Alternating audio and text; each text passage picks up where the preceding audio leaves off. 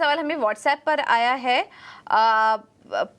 संतोष जी का, और इनका सवाल है इरेडा पर 55 शेयर्स हैं और 287 पर इन्होंने ये स्टॉक लिया हुआ है इरेडा का। फिलहाल नुकसान हो रहा है इनको। 235 के पास ये स्टॉक कारोबार कर रहा है। गौरांग जी, क्या सलाह होगी आपकी इरेडा पर? तो पूजा, ये कंपनी के ऊपर जब आईपीओ आया था, मेरे ख्याल से करीबन 30 या 35 के आसपास आईपीओ था ऊपरी स्तर पर, तब हमने आईपीओ नोट द्वारा निवेश की राय दी थी लंबी अवधि के लिए। और अगर मैं उसी आईपीओ नोट को आधार बना करके इनको राय देना चाहूँ, पहले तो लिस्टिंग के पश्चात बहुत ही ऊपर की तरफ के दायरे, मेरे ख्याल से 300 के पार भी गया था, और फिर थोड़ा बहुत मुनाफा वसूली की चपेट में आया और एक दायरेबंद कारोबार अभी हो रहा है करीबन 235 240 के आसपास मौजूदा स्तर कंपनी के। ये कंपनी जो है पूजा, ये वित्तीय सहायता करती है नई ऊर्जा उत्पादन क्षमता खड़ी करने के लिए। कंपनी के मैनेजमेंट ने अपने कारोबार को लेकर के रणनीति सामने रखी है। ऑर्डर बुक काफी सक्षम और मजबूत है। और हमारे भारत देश में जो एक बहुत बड़ी कमी है वो है ऊर्जा की।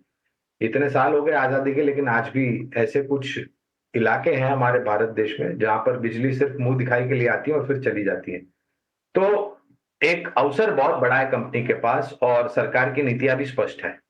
अगर इनके पास निवेश लायक पूंजी है तो 200 या 220 के आसपास गिरावट पर आता है, तो उस आईपीओ को नोट को आधार बना करके राय दूंगा कि आप अपना निवेश बढ़ाएं, क्योंकि इनका निवेश ऊपरी स्तर है और लंबी अवधि का नजरिया रखें। मेरे ख्याल से आने वाले समय में जो नतीजे आएंगे उसके आधार पर इनके शेयर के दाम ऊपर जाने की पूरी पूरी संभावना है। ये अनुमानित मैं राय दे रहा हूं, भविष्य के आंकड़ों को देख के। राइट, अगले दर्शक शैलेश सरजी वडोदरा से फोन लाइन पर हमारे साथ हैं। नमस्कार। नमस्कार, बताइए शैलेश जी, किस स्टॉक में खरीदारी कर रखी है, किस भाव पर? हाँ मैडम, मैं स्टॉक मैंने 24,980 पे परचेस किया है, 21 नंबर।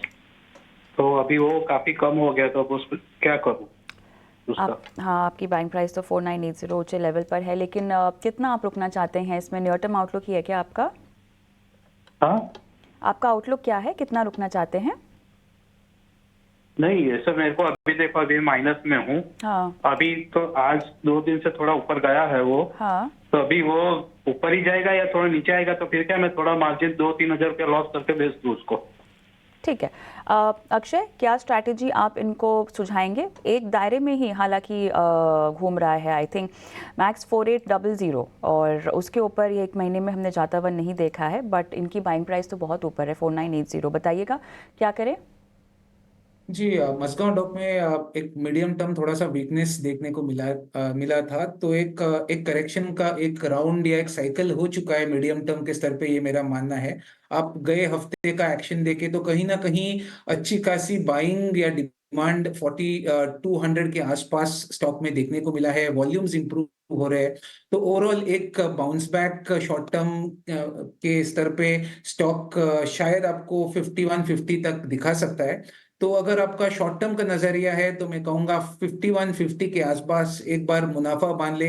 अगर आप कम से कम 6 महीने का टाइम दे सकते हैं तो मैं कहूंगा स्टॉक होल्ड कर सकते हैं। टेक्निकली कोई नेगेटिव लॉन्ग टर्म के संकेत नहीं दिख पा रहे, बस टाइम लग जाएगा ट्रेड, क्योंकि मोमेंटम ऑफ है स्टॉक में। वॉल्यूम्स काफी धीमी गति से बनते हुए दिख रहे हैं।